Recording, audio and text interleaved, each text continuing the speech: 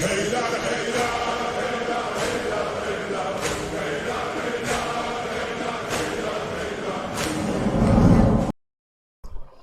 شاء اللہ لا حول ولا قوة الا باللہ العلی العظیم اعوذ باللہ من الشیطان اللعین الرجیم بسم اللہ الرحمن الرحیم الحمد للہ رب العالمین الصلاة والسلام علی اشرف الانبیاء والمرسلین وخاتم النبیین ابی القاسم محمد وعلى أهل بيته الطيبين الطاهرين المعصومين ولعنة الله على أعدائهم أجمعين من الآن إلى قيام يوم الدين أما بعد فقد قال الله تعالى سبحانه في كتابه الكريم بسم الله الرحمن الرحيم إذا جاء نصر الله والفتح ورأيت الناس يدخلون في دين الله أفواجا وسبح بحمد ربك واستغفر انه كان توابا صدق اللہ العلی العظیم۔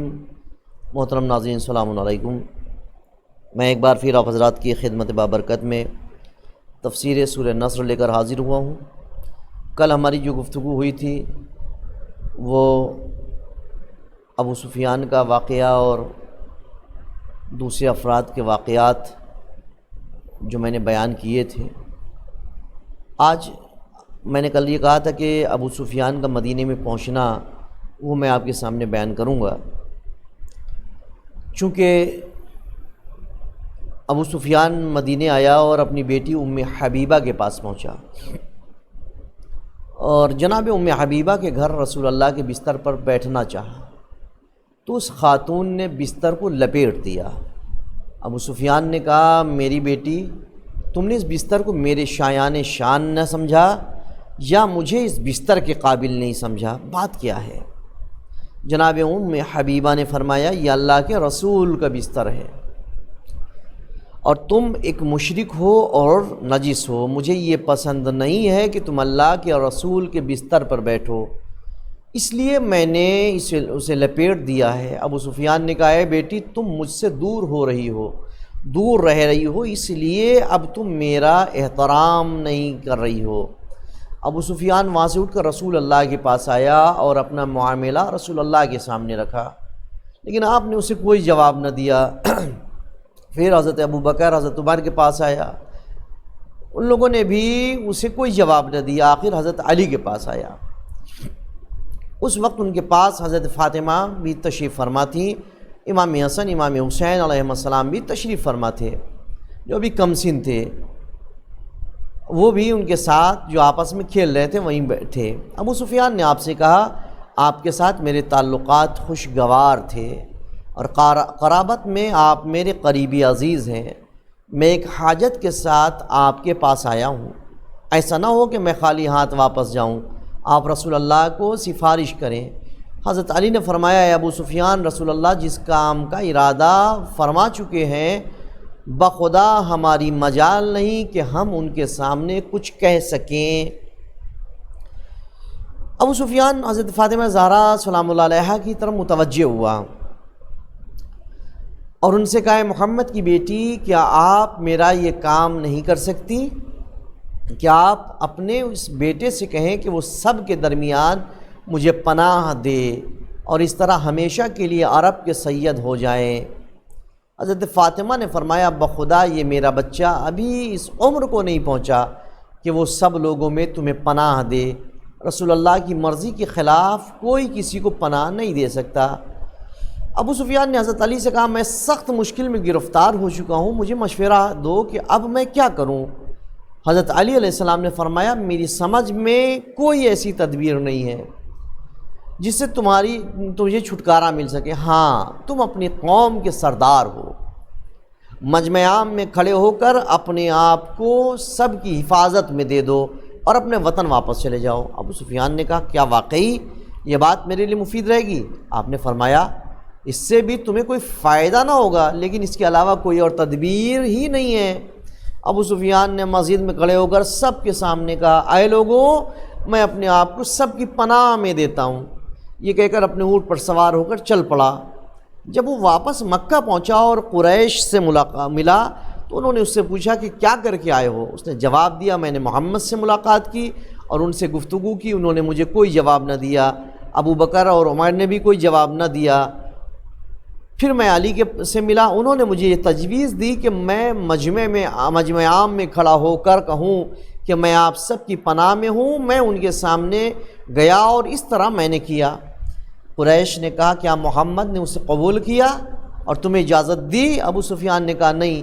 قریش نے کہا پھر تو علی نے تیرے ساتھ مذاق کیا ہے، اس سے ہمیں کیا فائدہ پہنچ سکتا ہے؟ ابو سفیان نے کہا اس کے علاوہ مجھ سے اور کچھ نہیں ہو سکا۔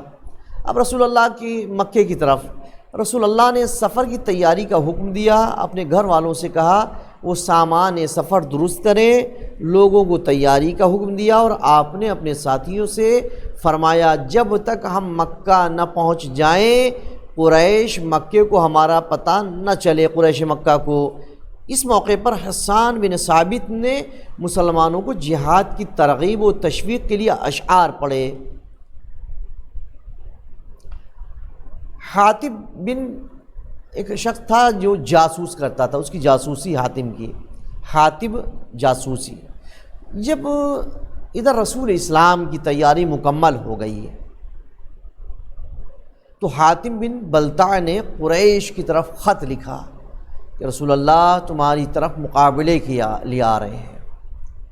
اس نے خط ایک عورت کے حوالے کیا، یہ عورت قبیلہ مزینہ سے تعلق رکھتی تھی جس کا نام سارہ بتایا گیا ہے۔ اس نے وہ خط اپنے سر کے بالوں میں چھپا دیا تھا۔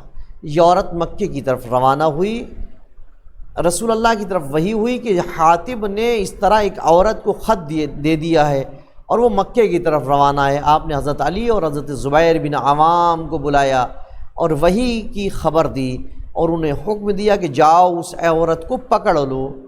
یہ حضرات پوری تیزی کے ساتھ چلے اور اسے راستے میں جا پکڑ لیا، اس کے کجاوے کی تلاشی لی مگر اس سے کوئی چیز نہ نکلی۔ امام علی نے فرمایا ہمیں جھوٹ کہا گیا ہے ورنہ ہم جھوٹے ہیں، اور نہ ہم جھوٹے ہیں اور نہ ہم سے جھوٹ کہا گیا ہے، جس نے کہا ہے وہ صادق ہے، لہٰذا کچھ نہ کچھ تو ہے، یا تو خط دے دے یا تجھے قتل کر دیا جائے گا۔ اس عورت نے وہ خط اپنے سر کے بالوں سے نکالا اور ان حضرات کے حوالے کر دیا۔ خط لے کر واپس مدینے آئے اور رسول اللہ کے حوالے کیا۔ آپ نے حاتب کو بلایا اور اس سے پوچھا تم نے ایسا کیوں کیا؟ اس نے کہا یا رسول اللہ میں اللہ اور اس کے رسول پر ایمان رکھتا ہوں، میرے ایمان میں کوئی تبدیلی نہیں آئی ہے، اصل بات یہ ہے کہ میرے اہل و عیال وہاں پر ہیں، میں نے ان کے لیے ایسا کیا ہے کہ وہاں کے لوگ میری وجہ سے ان سے اچھا سلوک کریں۔ رسول اللہ نے اسی وقت اسے معاف کر دیا، کہا ہم نے تم کو معاف کیا۔ عزیزان محترم، غور کرنے والی بات ہے یہ کہ کس طریقے سے پیغمبر اکرم نے اتنا سب سانحہ ہونے کے بعد اسے معاف کیا۔ عموماً کیا ہوتا ہے اگر کسی سے غلطی سرزد ہو جاتی ہے تو ہم معاف نہیں کرتے ہیں، اس کو گرہ بنا کے دل میں رکھ لیتے ہیں بہت دنوں تک، اور صرف رکھنا ہے کوئی بات نہیں، دوسروں سے بیان کرنے لگ جاتے ہیں۔ اس انسان کی خوبیوں کو ہم کنارے کر دیتے ہیں اور اچھائیوں کو کنارے کر دیتے ہیں، برائیوں کو لے کر کے عوام کے درمیان پہنچ جاتے ہیں، دیکھو صاحب فلاں میں یہ برائی ہے، فلاں میں یہ برائی، اور ایک مزاج انسان کا ایسا بن گیا ہے کہ اگر کسی کی بات پسند نہیں آئی تو وہ سب سے برا، چاہے نیکیاں اس کے اندر جتنی ہی کیوں نہ ہوں، اور کوئی انسان ایسا جس کی ایک بات پسند آ گئی چاہے برائیاں کتنی زیادہ کیوں نہ ہوں لیکن وہ اچھا ہے۔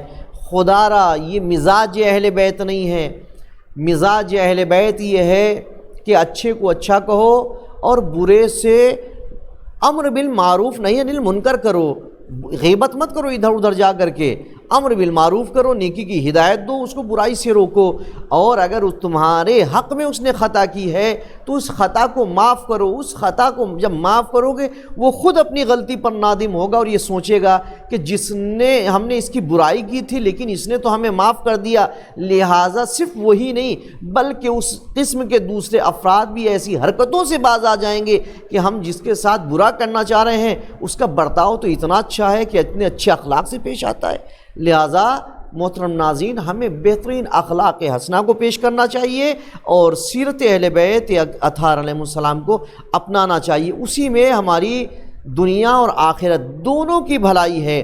یعنی دنیا میں بھی ہم فلاح پائیں گے، آخرت میں بھی فلاح پائیں گے. لیکن اگر ہم نے ایسا نہیں کیا تو دنیا ظاہراً تو ہمیں بہتر لگ رہی ہے لیکن آخرت ہمارے لیے مشکل ہو جائے گی. لہٰذا اگر ہم چاہتے ہیں کہ دنیا اور آخرت دونوں بہتر ہو تو اللہ کے بندوں کو معاف کریں اور لوگوں کے عیبوں میں پردہ ڈالیں. کوئی معافی مانگ رہا ہے تو ہم اس کو معاف کر دیں تاکہ خداوند عالم ہمیں معاف کر دے. محترم ناظرین میں اپنی بات کو یہیں پر تمام کرتا ہوں، جب تک کے لیے آپ سے اجازت چاہتا ہوں. خدا حافظ. وآخر الدعوانا ان الحمد للہ رب العالمین.